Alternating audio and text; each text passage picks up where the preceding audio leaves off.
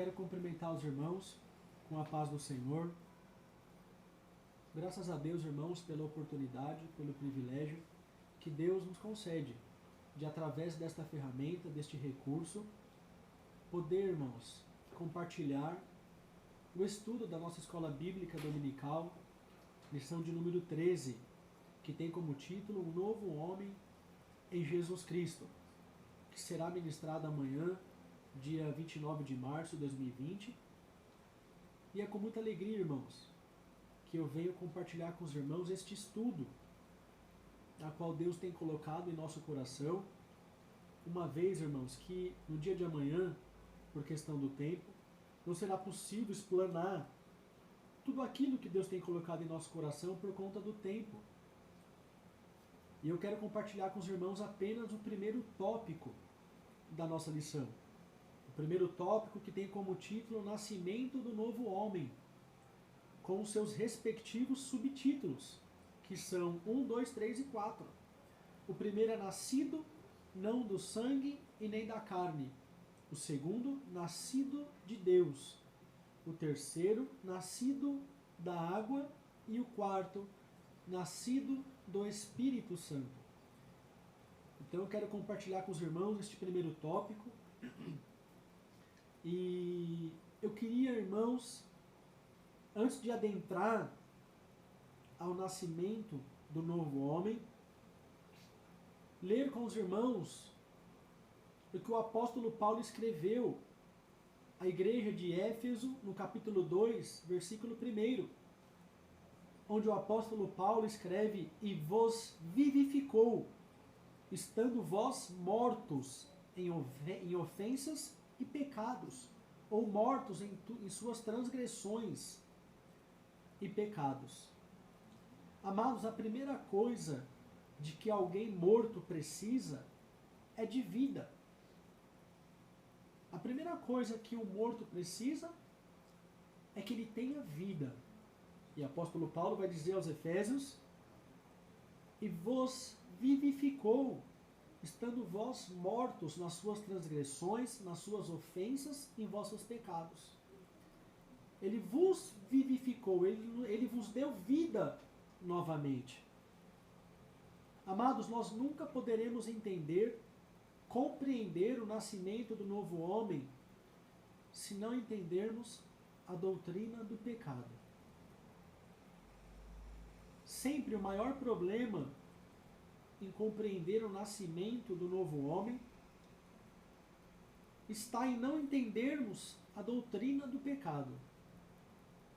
O conceito errado que temos aplicado à doutrina do pecado, irmãos. Muitos pensam que podem salvar a si mesmos, porque nunca viram, de fato, como são. Se você quer de fato, irmãos, conhecer a grandeza do poder de Deus, você tem que compreender a profundidade do pecado. Primeiro precisamos descer para percebermos a altura a qual fomos elevados. Se percebermos a profundidade que tínhamos afundado, esse será o primeiro ponto. Estávamos no fundo de uma sepultura. Precisamos entender a doutrina da ira de Deus, para que entendermos o porquê que nos é necessário nascermos de novo. Quando entendermos a doutrina da ira de Deus, a doutrina do juízo de Deus, aí sim compreenderemos o porquê nos é necessário nascermos de novo. O argumento, irmãos, é que jamais poderemos entender verdadeiramente porque foi que o Senhor Jesus Cristo, o eterno Filho de Deus, teve que vir a este mundo se não entendermos a doutrina da ira e do juízo de Deus.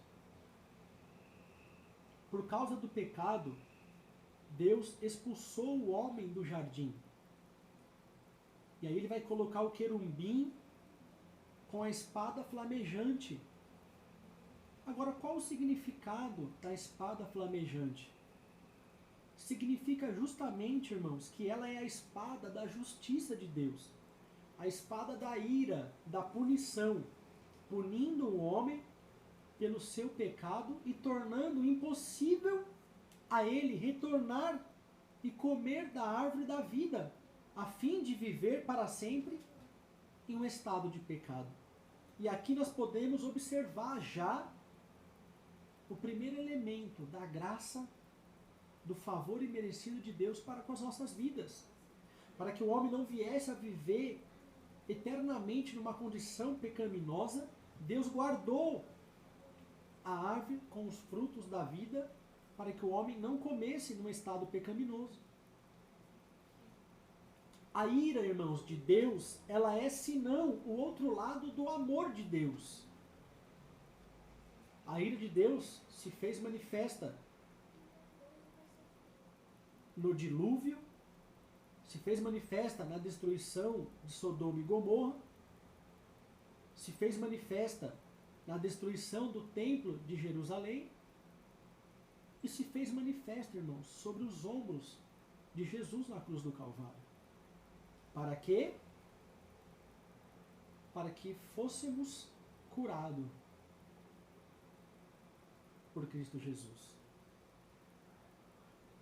Amados, oremos no sentido de que os olhos do nosso entendimento sejam iluminados, para que nós possamos dar-nos conta do poço a qual fomos tirados, das profundezas nas quais eu e você tínhamos afundado, daquela situação terrível, precária e perigosa, irmãos,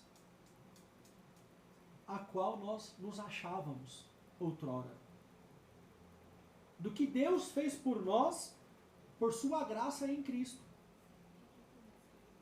1 João capítulo 4, versículo 19.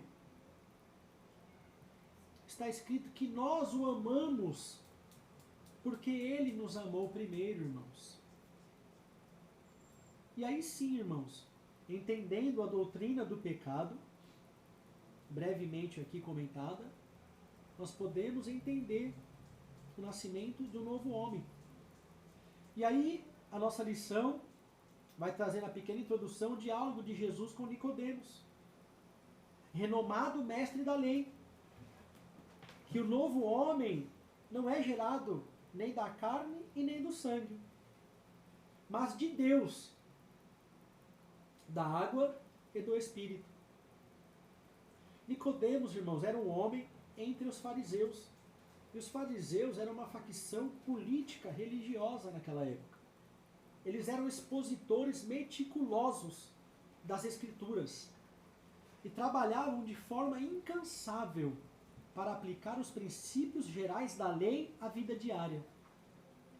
Ninguém conseguia se mostrar rival, competir ou disputar, concorrer com os fariseus no quesito da lei. Ninguém conseguiria. Os líderes religiosos de Israel criavam fortes sistemas de obras cerimoniais que na realidade transformavam a própria justificação em uma obra humana, ignorando a justiça que vem de Deus e procurando e estabelecendo a sua própria justiça. Preocupavam-se mais com os costumes e convenções do que com a própria verdade. O poder de controle que estes homens tinham, irmãos, provinham de um grande concílio com base em Jerusalém, composta por 71 autoridades religiosas importantes, conhecidas coletivamente como Sinédrio, e Nicodemos fazia parte do Sinédrio. Esse número 71, ele provinha dos 70 conselheiros designados por Moisés em Números, capítulo 11, versículo 16.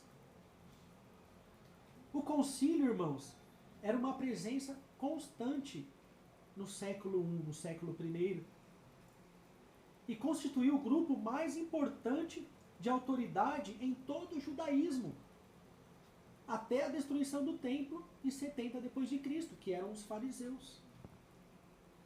Amados irmãos, entenda que sempre há pessoas que aceitam a Cristo sem realmente amá-lo, sem se submeter-se à sua autoridade e sem abandonar a autoconfiança e a fé em suas próprias obras. A saudação que Nicodemos ele vai trazer a Jesus é um reconhecimento absoluto da autoridade profética de Jesus Cristo.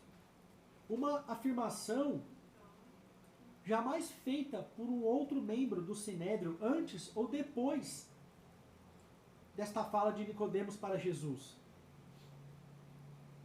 João capítulo 3, versículo 2. Nicodemos vai dizer: Rabi, bem sabemos que tu és mestre em Israel. Em nenhum outro momento antes ou depois foi dito isto outra vez. O título mestre, irmãos, era uma expressão de honra. Nicodemos, como líder religioso e membro do Sinédrio, ele estava acostumado a receber elogios, honra e respeito. Mas Jesus vai dizer para este importante fariseu que ele estava tão longe do reino do céu que não podia vê-lo de maneira alguma. Jesus sugeriu que Nicodemos nem sequer ainda era um novato espiritual. Jesus, irmãos, ele vai considerar que Nicodemos não era nem um novo convertido ainda. Jesus estava sendo sincero com um homem que precisava desesperadamente ouvir a verdade. Aliás, a alma de Nicodemos estava em jogo.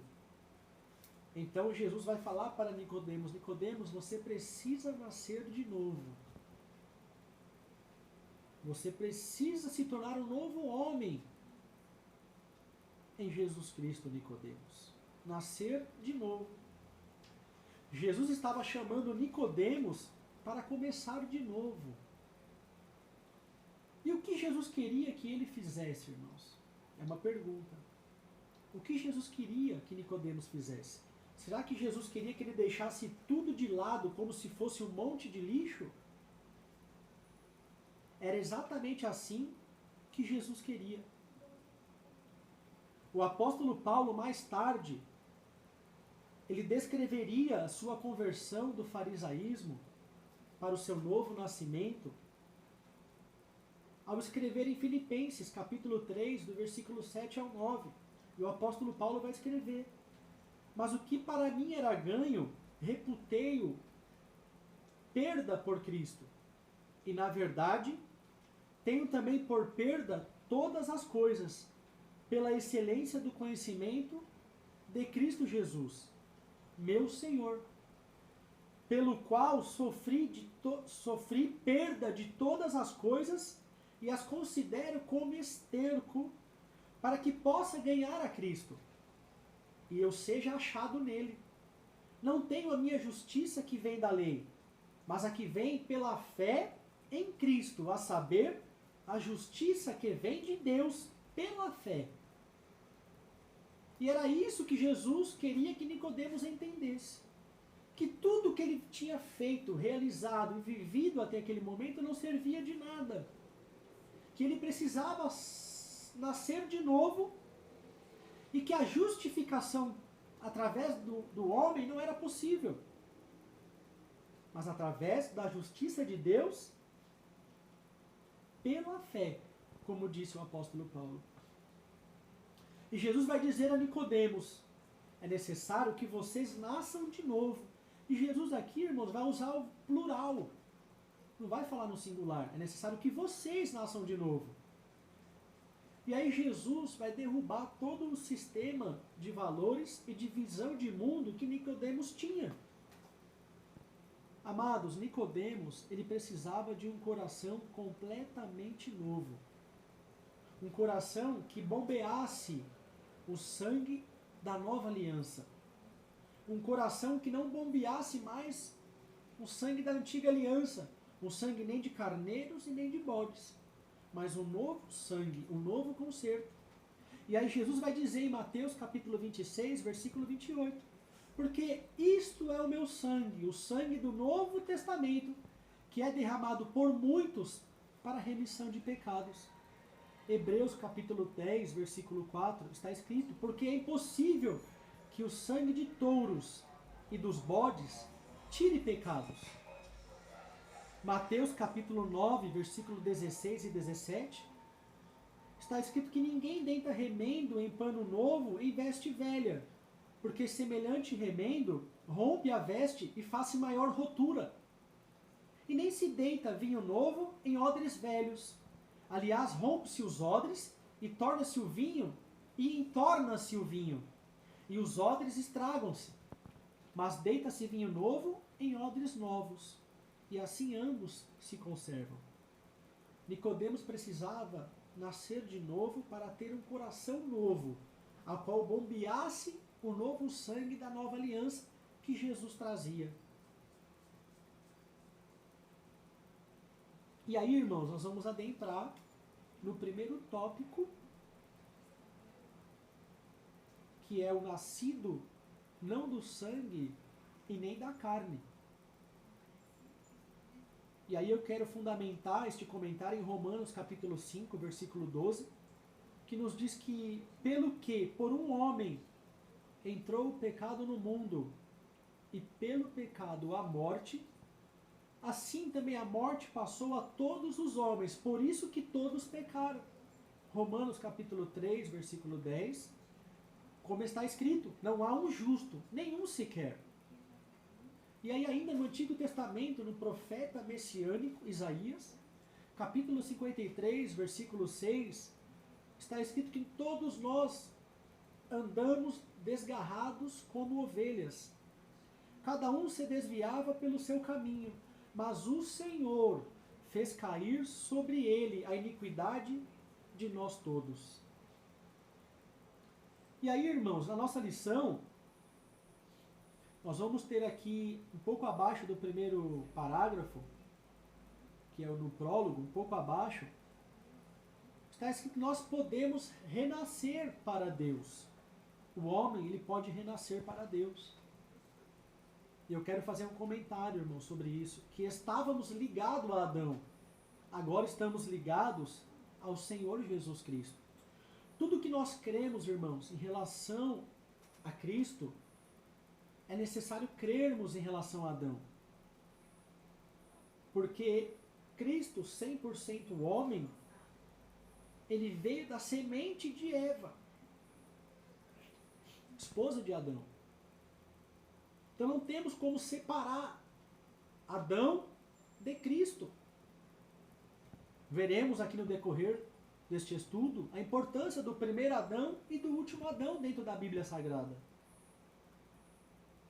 O apóstolo Paulo, irmãos, em Romanos, e eu quero aqui enfatizar que o capítulo 5, irmãos, de Romanos ao capítulo 8, o apóstolo Paulo vai tratar sobre o novo homem.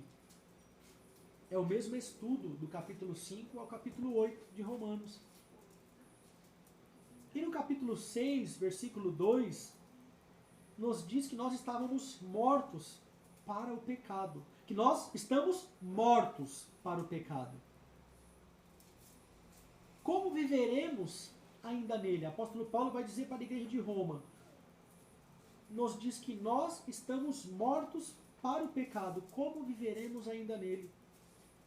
Só podemos renascer em Deus, irmãos, quando estamos mortos para o pecado.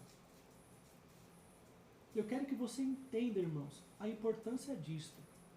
O apóstolo Paulo, neste versículo 2 do capítulo 6 de Romanos, quando ele fala que nós estamos mortos para o pecado, ele vai empregar o tempo aoristo. ele vai empregar um tempo verbal no grego que indica algo que aconteceu de uma vez por todas. É uma referência a um fato que foi definido, que pertence ao passado. O tempo auristo sempre aponta para um evento ou um ato que aconteceu de uma vez por todas e foi concluído. Ou seja, que nós morremos para o pecado. Aponta para trás algo que está no passado. Um evento que aconteceu, irmãos, de uma vez por todas. Ou seja, nós não estamos morrendo para o pecado. Nós já estamos mortos para o pecado. Existe apenas duas possibilidades para o homem, para a humanidade, irmãos. Para a pessoa que vive neste mundo. Ou ele está em Adão, ou ele está em Cristo. Há pessoas, irmãos, esse estudo é muito importante, irmãos. Porque há pessoas em nosso meio, há muitos irmãos nossos que passam a vida inteira tentando matar o velho homem. Tentando livrar-se do homem velho. O velho homem, irmãos, ele é o homem que eu era em Adão. É a minha antiga humanidade. Não é a minha natureza carnal. Isaías vai dizer, irmãos, que o nosso povo perece por falta de conhecimento. Qual conhecimento? De conhecer a Deus. E só existe uma maneira de se conhecer a Deus. Conhecendo a Bíblia Sagrada. E muitos irmãos têm passado anos, ou a vida toda cristã, tentando matar o seu velho homem. Mas o apóstolo Paulo disse em Romanos capítulo 6, versículo 2, que nós morremos para o velho homem. Que nós morremos, estamos mortos para o pecado. Que a nossa humanidade em Adão está morta. Não compreender isso, irmãos, é permitir que o diabo iluda você e o engane, como tem feito com muitos, irmãos. Como tem feito com muitos. O pecado ele não está mais em você. Está somente em seus membros. É isso que o apóstolo Paulo vai tratar no capítulo 7 de Romanos. Miserável homem que eu sou, quem me livrará do corpo desta morte? Ele vai dizer que o pecado dele está nos membros, é a natureza pecaminosa, que só será destruída, irmãos, quando o nosso corpo subir glorificado. E aí não sentiremos mais desejo do pecado. Mas quando entregamos a nossa vida para Cristo, o nosso velho homem morreu. E nós estamos lutando contra a nossa natureza pecaminosa. E muitos têm confundido esses dois termos. E aí nós vemos, irmãos, que muitos cristãos se sentem infelizes porque todas as vezes que caem em pecado, tornam a levantar a questão sobre se são salvos ou não. Caem em pecado e imediatamente começam a dizer a si mesmos: será que eu realmente aceitei a Jesus? Será que eu realmente sou crente? Se eu fosse crente, como poderia ter cometido um pecado deste? Esse é o erro, irmãos, que o apóstolo quer cravar aqui. Ele diz que você não deve fazer isso. Não deve levantar de novo toda a questão da tua salvação. Cada vez que peca. Você como ser e como pessoa, aos olhos de Deus, está em Cristo. Amados, quando nós falhamos ou pecamos, a primeira coisa que o inimigo quer fazer é colocar em dúvida a nossa salvação. Por quê, irmãos? Porque ele nos tira do combate. Não se tem como combater as batalhas de Cristo se nós não temos certeza da nossa salvação. E o inimigo tem levado muitos a pensar desta forma. E o apóstolo Paulo quer cravar aqui que nós não devemos fazer isso. Amados, apóstolo João, em suas epístolas, primeira epístola, ele vai dizer que aquele que não tem pecado mente. Queridos, Nós não alimentamos mais o pecado como animal de estimação. Nós não temos mais prazer em pecar. Nós não premeditamos mais o pecado. Quando acontece, acontece por um acidente de percurso. Você precisa entender isso, meu irmão. E aí Romanos capítulo 6, versículo 7 vai dizer: porque aquele que está morto está justificado do pecado. Ora, se já morremos com Cristo, cremos que também com Ele viveremos.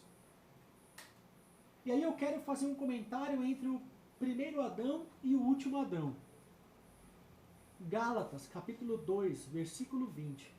Apóstolo Paulo vai dizer: já estou crucificado com Cristo. E vivo não mais eu, mas Cristo vive em mim. E a vida que agora vivo na carne, vivo na fé do Filho de Deus, o qual me amou e se entregou a si mesmo por mim. O novo homem, ele não foge mais de Deus. E não tenta esconder-se mais entre as árvores, como fez Adão, evitando a Deus a todo custo. É isso que o homem natural ainda faz. O homem natural faz o que pode para evitar a Deus. O cristão, no entanto, não é assim, irmãos. O cristão, o novo homem em Cristo, ele vai se enquadrar no que o salmista disse no Salmo 42, versículo 1 e 2. Assim como o servo brama pelas correntes das águas, assim suspira minha alma por ti, ó Deus. A minha alma tem sede de Deus, do Deus vivo. Quando entrarei e me apresentarei ante a face de Deus? É assim que o novo homem em Cristo, ele pensa, o coração dele deseja. E o maior desejo do crente verdadeiro é chegar mais perto de Deus, irmãos. Agora, irmãos, a nossa lição tem aqui uma fala através dos méritos de Jesus, o último Adão. Amados, os méritos de Jesus. Se o plano de Deus dependesse da nossa resposta, da minha ou da sua, eu e você estaríamos sem nenhuma esperança. A igreja não teria durado mais que um século, irmãos, se dependesse dos homens. É tudo resultado da graça de Deus. Deus, ele não trata conosco, exceto em Jesus Cristo. Entenda isso, irmãos. Tudo é pelo mérito de Jesus Cristo. Deus, ele não vai tratar conosco, exceto em Jesus Cristo. Todas as bênçãos vêm nele, por meio dele e por ele. Não podemos resolver nada diretamente com Deus se não passarmos por Jesus. Primeiro, Mateus capítulo 3, versículo 17, está escrito: eis que uma voz dos céus dizia: este é o meu filho amado, em quem me comprazo. E aí Mateus capítulo 17, versículo 5, está escrito: estando ele ainda a falar, eis que uma nuvem luminosa os cobriu, e da nuvem saiu uma voz que dizia: esse é o meu filho amado, em quem me comprazo. E aí vai vir mais uma fala: escutai-o. Isso foi no Monte da Transfiguração, Deus bradando dos altos céus. Amados, nós não temos como resolver nada, coisa alguma com Deus, sem antes passarmos por Jesus Cristo. Podemos, irmãos, mudar superficialmente os homens. Podemos conseguir os homens para o nosso lado, para o nosso partido, até mesmo para os nossos próprios interesses.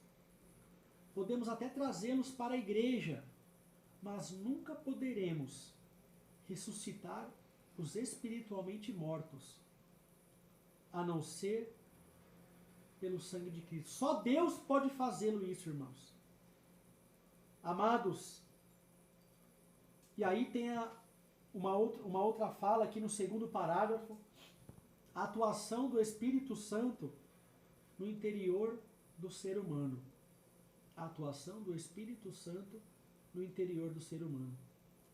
Hebreus capítulo 4, versículo 12, irmãos, vai dizer que porque a palavra de Deus é viva e eficaz, mais cortante que espada de dois gumes, ao ponto de fazer divisão entre a alma, o espírito, juntas e medulas, e é apta para discernir os pensamentos e as intenções do coração.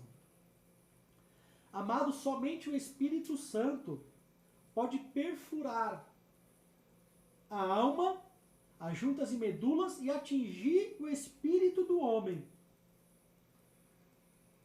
e chegar e convencê-lo do caminho, da verdade e da vida.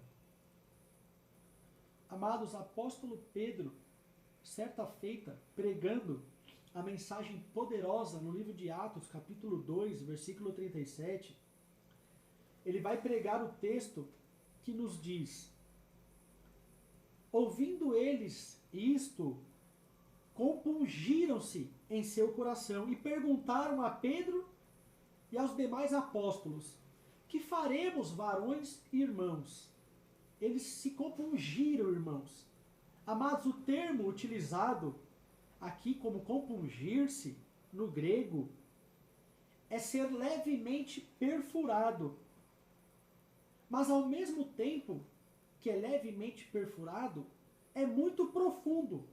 Profundo ao ponto da espada do Espírito penetrar levemente, perfurar o coração daqueles que ouviam a mensagem do apóstolo Pedro.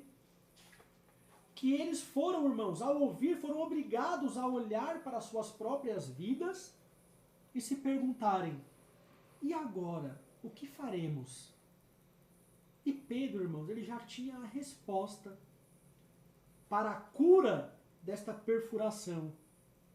Está no versículo 38 do capítulo 2 de Atos. E disse-lhe Pedro: arrependei-vos, e cada um de vós seja batizados em nome de Jesus Cristo para perdão de pecados, e recebereis o dom do Espírito Santo. Amados, quando a mensagem atinge o interior do homem, as pessoas não conseguem ouvir a mensagem e permanecerem da mesma maneira. Elas são obrigadas a olharem para suas próprias vidas, a qual vêm vivendo, e pedir socorro. Escutar e dizer: e agora, o que faremos? Atos capítulo 2, versículo 38.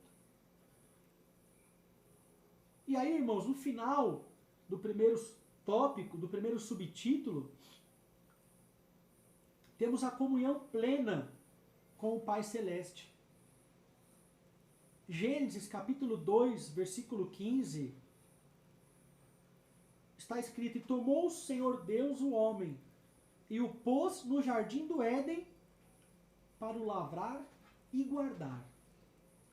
O texto aqui no original, irmãos, lavrar e guardar, indica o termo cuidado, literalmente guardar. Este mesmo verbo, guardar, mais tarde é utilizado no trabalho realizado pelos sacerdotes levitas no tabernáculo. O homem, ele não é apenas lavrador, mas também guardião. Como sacerdote, ele deve manter a santidade do jardim, proteger, cuidar e manter o jardim.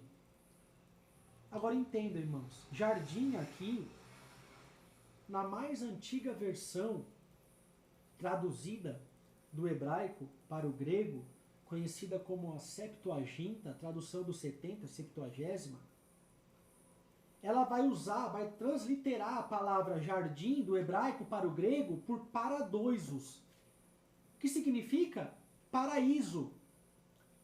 Então, irmãos, Deus tomou o homem e colocou no paraíso para que ele lavrasse e guardasse. Jardim no grego é paradoisos, que significa paraíso. Jesus, irmãos, como o último Adão veio restaurar a comunhão, a imagem e a semelhança de Deus no homem, para que ele possa habitar novamente e eternamente com Deus. Deus, irmãos, ele irá fazer com que o espírito do homem testifique novamente com o espírito de Deus, que somos filhos de Deus. Isso está em Romanos, capítulo 8, versículo 16. Vamos ler aqui. Romanos, capítulo 8, versículo de número 16. Que nos diz: o próprio Espírito confirma ao nosso espírito que somos filhos de Deus. Então Deus, irmãos, fará com que o espírito do homem testifique novamente com o espírito de Deus, que somos filhos de Deus, nascidos de Deus. Deus, irmãos, ele não é pai dos que não creem em Cristo. Os que não creem em Cristo, eles são criaturas de Deus. E não há quem possa ir a Deus e lhe pedir algo dizendo meu pai, a não ser que vá pelo sangue de Cristo, irmãos. É o sangue de Cristo que nos faz ser filhos por adoção de Deus. Irmãos, se tão somente nós dessemos conta do interesse de Deus por nós e da sua amorosa preocupação conosco, irmãos. Amados, até os cabelos da nossa cabeça estão todos contados. Mateus capítulo 6, verso 32, está escrito: nosso Pai Celestial sabe que necessitais de todas estas coisas. Por que inquietar-se e aborrecer-se? Se você tão somente compreendesse que Ele é seu Pai, que Ele sabe tudo ao seu respeito, que Ele conhece todas as suas necessidades e inquietações muito melhor do que você mesmo, como um pai que sabe estas coisas melhor do que o seu filho. Efésios capítulo 2, versículo 18, está escrito, irmãos, por Ele, ambos temos acesso ao Pai em um mesmo Espírito. Amados, entenda, o pecado, ele é um problema tão grande que foi necessário a ação das 3 pessoas da Trindade, santa e bendita, para enfrentá-lo. Não é um problema simples, irmãos. Não é um problema do qual Deus poderia tratar com simplicidade, apenas dizendo Deus é amor. Não se tem como tratar o pecado somente olhando Deus como amor, irmãos. Não. O pecado, ele é um problema muito mais profundo, que por causa dele reuniu-se o concílio antes dos tempos. Foi preciso Deus Pai enviar Jesus entre os homens, morrer pelos homens e depois enviar a terceira pessoa da Trindade. Jesus vai dizer em João capítulo 16, é preciso que eu vá, porque se eu não for, o Consolador não virá. E tudo isso, irmãos, para tratar o pecado na vida do homem. Agora, irmãos, o terceiro subtópico, nascido da água. Nós abordamos agora o nascido de Deus, nascido da água. E eu quero utilizar o texto de Romanos, capítulo 6, versículo 3, que está escrito: ou não sabeis que todos quantos fomos batizados em Jesus Cristo, fomos batizados na sua morte? Vou ler de novo, irmãos. Ou não sabeis que todos quantos fomos batizados em Jesus Cristo, fomos batizados na sua morte? O ensino do Novo Testamento é que as pessoas que devem ser batizadas são as que já deram prova de que são regeneradas. No Novo Testamento, os crentes é que são batizados. Assim, não é o ato do batismo que os torna crentes. Não. É porque eles já são crentes. E aí se presume, né? Ou se presume que são E por isso eles são batizados. Porque já são crentes, não para se tornar crentes. O apóstolo Paulo nos diz que estamos ligados a Cristo em seu sepultamento. De sorte que fomos sepultados com ele pelo batismo na morte. A declaração do apóstolo, irmãos, é de que, visto que fomos batizados com Cristo, fomos sepultados com ele no sepultamento que segue a morte. Primeiro precisamos morrer para depois sermos sepultados. E o apóstolo Paulo, irmãos, diz que estamos ligados a Cristo no seu sepultamento. Se estamos ligados a Cristo em seu sepultamento, é porque morremos com Cristo.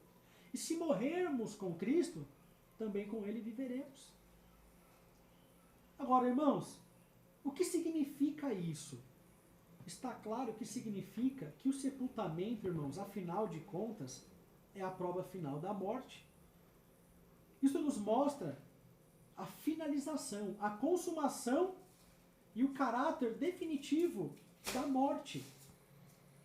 Nós não enterramos um corpo enquanto não estivermos absolutamente certos de que ocorreu a morte. Você coloca um corpo numa cova e lança a terra sobre ele, é o fim. A pessoa enterrada terminou com esta vida e com este mundo. Nós só sepultamos alguém, irmãos, em uma cova e lançamos terra sobre ele quando temos absolutamente certeza de que essa pessoa está morta. Isso significa, irmãos, que quando descemos as águas do batismo, estamos declarando publicamente, através do sepultamento, podemos entender a água do batismo como sepultamento, um ato de fé pública, que já morremos em Cristo, já somos crentes, batizamos porque somos salvos, não porque queremos ser salvos. Estamos ali sendo sepultados com Cristo pelo batismo, na morte de Jesus. João capítulo 3, versículo 5 e versículo 6, Jesus respondeu: na verdade te digo, que aquele que não nascer da água e do Espírito não pode entrar no reino de Deus.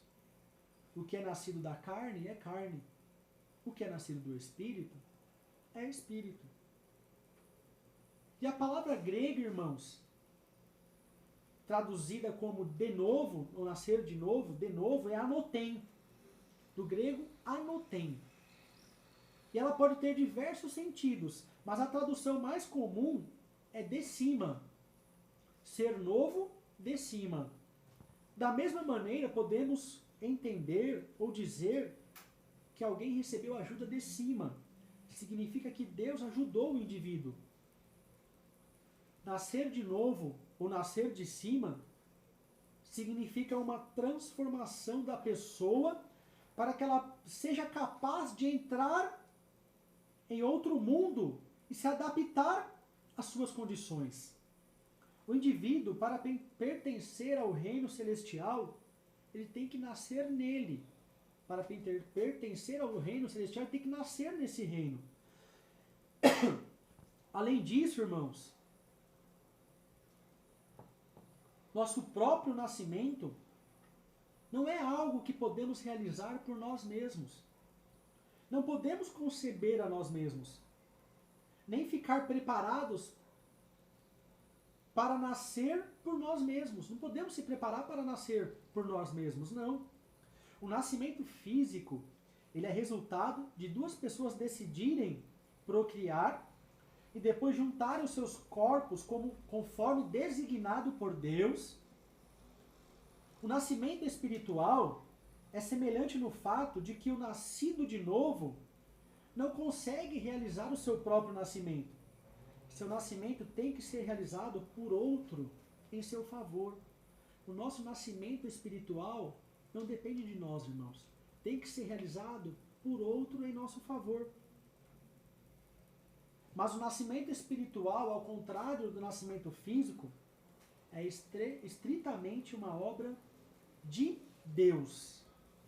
Olha o que diz em João, capítulo 1, versículo 12 e versículo 13.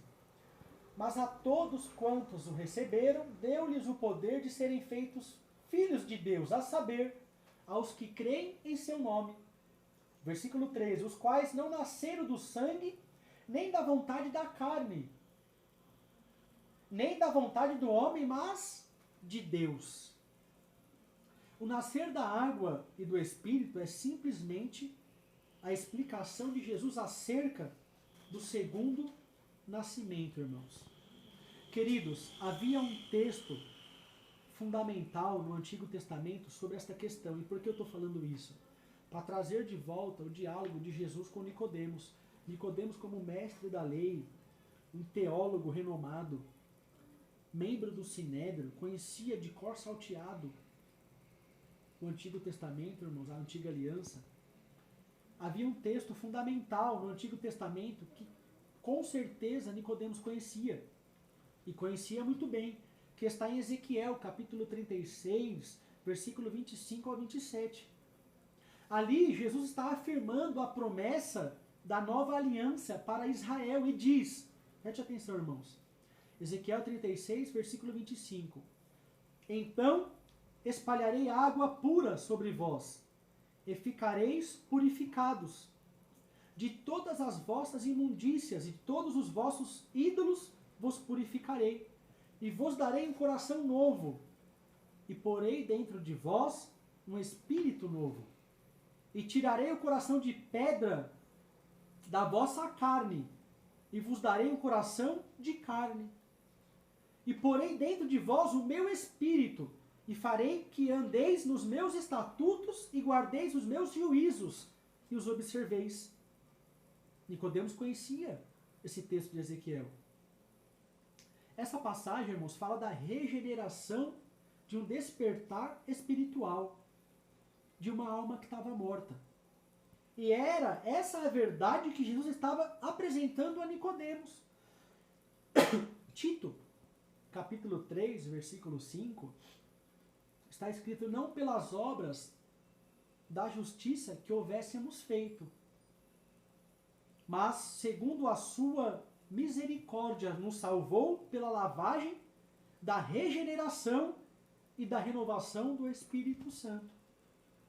O indivíduo, irmãos, a menos que ele nasça de cima, por meio da obra purificadora do Espírito de Deus nele, não pode entrar no reino de Deus. Tá certo, meus irmãos? Agora, para finalizar, o nosso último subtópico, de número 4, nascidos do Espírito Santo. A regeneração só é possível, irmãos, através da atuação do Espírito Santo na vida do pecador arrependido. Amados, a regeneração só é possível através da atuação do Espírito Santo na vida do pecador. Qual pecador? Todos? Não. Pecador arrependido, irmãos. Aquele que se arrependeu. Este é possível a regeneração através do Espírito Santo. É o Espírito Santo quem opera o novo nascimento. Este ato regenerador não pode ser explicado em linguagem humana. E aí, irmãos, eu quero fundamentar este comentário no Evangelho de Marcos, capítulo 4, versículo 26 e versículo 27. No versículo 26 está escrito: e dizia, o reino de Deus é assim, como se um homem lançasse semente à terra, e dormisse, e se levantasse, de noite ou de dia, e a semente brotasse e crescesse, não sabendo ele como. É como o semeador que saiu a semear, semeou a semente, foi-se dormir, seja de dia ou seja de noite. Quando ele acorda, irmãos, brotou. E ele não sabe dizer como que brotou. Amados, coisas externas não são o que fazem a semente germinar. Tendo proclamado a mensagem com fidelidade, com verdade, somos chamados, irmãos, a repousar na soberania de Deus. Uma vez que a mensagem foi pregada, a semente foi germinada, com fidelidade, com amor, irmãos, com o propósito correto do coração, nós temos que deitar e descansar na soberania de Deus. É o Espírito de Deus que ergue as almas da morte para a vida. Não são os métodos ou as técnicas do mensageiro. Não são uma pregação eloquente. Não é uma pregação, irmãos, de entretenimento. Não é o mensageiro, mas em si a mensagem, irmãos. Por isso o apóstolo Pedro, escrevendo em 1 Pedro capítulo 1, se não me falha a memória, versículo 23, diz: não da semente corruptível, mas da incorruptível, pela palavra de Deus, que permanece para sempre. Queridos, 1 Coríntios, capítulo 3, versículo 6. Eu plantei, Apolo regou, mas o crescimento veio de Deus. O arrependimento verdadeiro é sobrenatural. Não há lugar mais claro que isto do que na conversão, irmãos, do ladrão na cruz. Na conversão do ladrão da cruz, podemos compreender que o arrependimento verdadeiro ele é sobrenatural. Lucas, capítulo 23, versículo 39 a 43. A conversão daquele ladrão na cruz, irmãos, teria sido a mais improvável impossível. A mais improvável possível, ocorrendo quando Jesus era um enorme fracasso. O Senhor parecia fraco, derrotado, vitimado, sem poder salvar a si mesmo, quanto mais salvar aos outros. Jesus, irmãos, estava em desgraça. Parecia que seus inimigos haviam triunfado. Aqueles que outrora seguiam, o abandonou. Agora, irmãos, por que este rebelde, moribundo, ladrão, abraçou como seu senhor um homem que sangrava pendurado numa cruz, no madeiro? O que foi que levou este homem a aceitar como seu senhor um homem que sangrava pendurado na cruz? É porque os olhos dele, irmão, naquele momento não estavam presos no plano físico, mas sim no reino de Deus. Amados, mais acima, quando tratamos da comunhão plena com o Pai Celeste, nós dissemos que em Gênesis capítulo 2, versículo 15, o Senhor tomou o homem e o pôs no jardim do Éden para lavrar e guardar o jardim. Porém, no capítulo 3, versículo 23 de Gênesis, nos diz que o Senhor Deus lançou o homem fora do jardim. Pelo homem não ter cuidado corretamente daquilo que Deus havia confiado a ele, Deus o lançou fora, o homem, e colocou um querubim com uma espada flamejante, que andava ao redor para guardar o caminho da árvore da vida.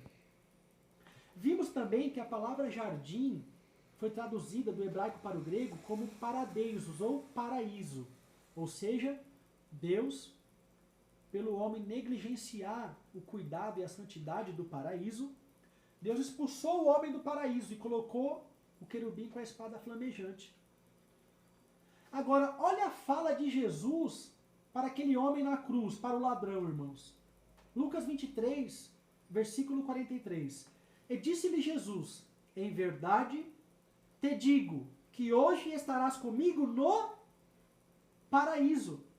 E este paraíso, irmãos, utilizado por Jesus aqui, é o mesmo paraíso de Gênesis 2:15. Ou seja, irmãos, outrora Deus expulsou o homem do paraíso por ter pecado, mas aqui Jesus está falando para o homem: hoje mesmo estará comigo no paraíso. Amados, Deus restaurará a sua comunhão para com o homem, para que ele habite novamente e eternamente com Cristo no lugar de que nunca deveria ter saído. E o querubim com a espada flamejante não se fará mais necessário. Amados, que Deus vos abençoe, em nome de Jesus. Amém.